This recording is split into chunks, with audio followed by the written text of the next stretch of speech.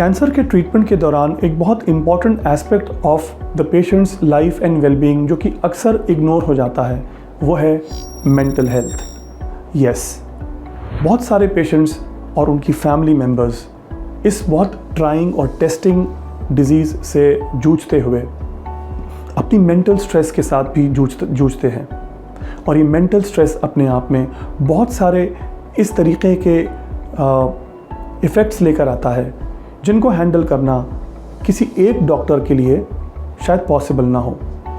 Stress अपने आप में किसी भी पेशेंट को अपने इलाज के दौरान महसूस होता है जब वो एक इस सीरियस प्रॉब्लम के साथ गुजर रहा होता है। ऑन द कॉन्ट्ररी, कैंसर के साथ साथ इलाज के साथ साथ होने वाले साइड इफ़ेक्ट्स भी उस स्ट्रेस लेवल्स को बढ़ाते हैं और कई बार एक दूसरे के साथ बात करने से वो स्ट्रेस कम होता है।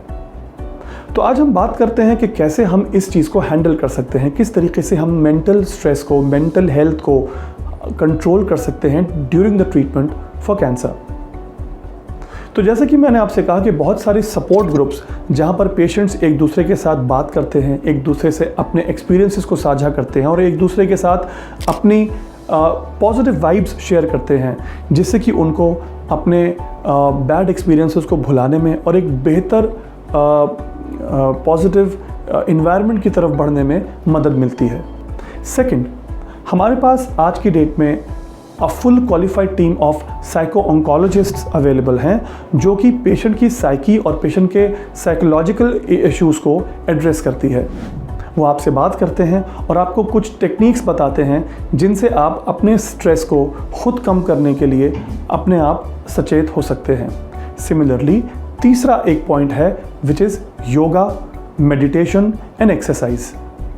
हमारे पास there are people who are available who deal with such kind of situations and will give you advice regarding what kind of meditation or what kind of exercises you can do so as to relieve your stress. किसी भी patient की holistic wellbeing के लिए सिर्फ उसका physically ठीक होना ज़रूरी नहीं, उसकी mental health is equally important और उसके मेंटल हेल्थ से उसकी फ्यूचर लाइफ के ऊपर एक बहुत बड़ा इम्पैक्ट होता है। हमारे बहुत सारे यंग पेशेंट्स के साथ छोटे बच्चे होते हैं। मुझे याद है आज से कुछ महीनों पहले हमारी एक किसी पेशेंट को कैंसर के ट्रीटमेंट के दौरान कुछ ऐसे साइड इफ़ेक्ट्स हुए जिसकी वजह से वो अपने बच्चों के केयर में वैसा रोल नहीं निभा पा रही थी जैसा कि वो अपने आप से खुद एक्सपेक्ट कर रही थी। हमको उसके इलाज में थोड़ा सा चेंज करना पड़ा, कुछ दवाइयाँ बदली, कुछ लोगों से बात कराई और with in a span of 3 to 4 weeks there was a complete change in her attitude and she was able to attend to her maternal duties in a more positive and a more comprehensive manner.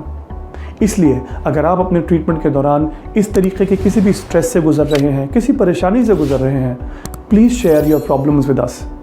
Will put in touch a team of dedicated psycho oncologists and doctors and patient support groups to you so that you will be able to come out of that problem in a better manner and cope with stress in a much more better attitude. Thank you very much.